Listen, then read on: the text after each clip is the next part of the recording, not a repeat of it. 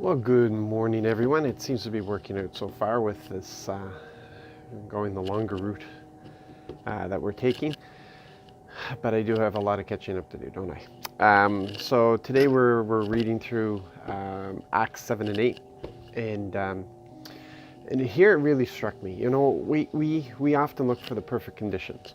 We look for everything to be right. We look for the stars to be aligned before we will consider sharing Christ. Before, you know, it's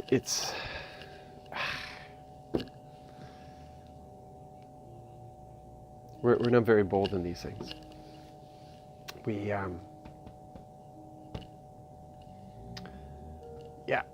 look for the perfect conditions. But what we're reading today, we see the church being scattered. There's a persecution coming in. People are being thrown into prison. Stephen has been stoned to death. And he was a famous leader. Holy Spirit filled. He did all kinds of miracles and wonders and stuff. And there he was the first martyr taken. That scared people. They ran. But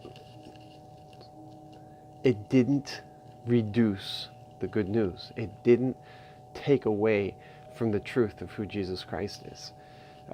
Often, because of illness, because of circumstances, because of whatever reason, we feel that we're not in a position where we can testify about Jesus. And these people who were on the run didn't care. Wherever they went, they were telling about people about Jesus Christ. Wherever they went, there was conversion that was taking place. People were coming to God. This whole scattering thing that happened causes even a greater growth in the church than they had before. And then it became a management problem for the leadership, for the apostles and the elders in Jerusalem.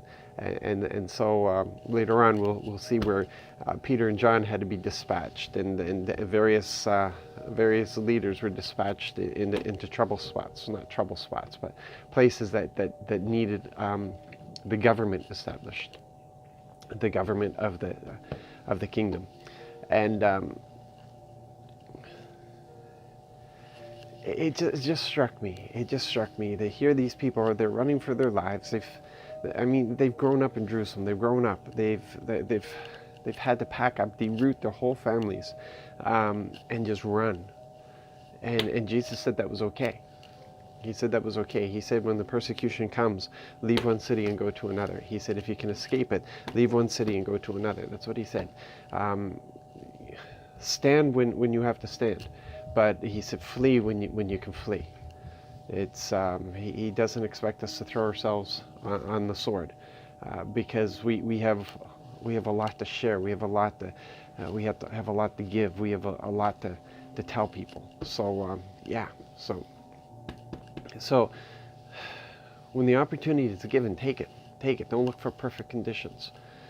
We just have to tell people our testimony. It's not hard. We don't have to become Bible scholars. We just have to say what God is doing in our life today. What is He doing? What is He doing today?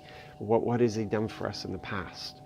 Yeah, just make it real, make it alive. Yeah, I tell people the stories all the time. I tell them everything that's going on. I love to tell them of the miracles that are happening, of the things that we're seeing and experiencing in our church, and people are just gobbling it up. It encourages them. It helps them.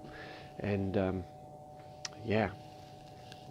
I love the fact that He's giving us testimony. It's fantastic. So anyway, that's for you to consider.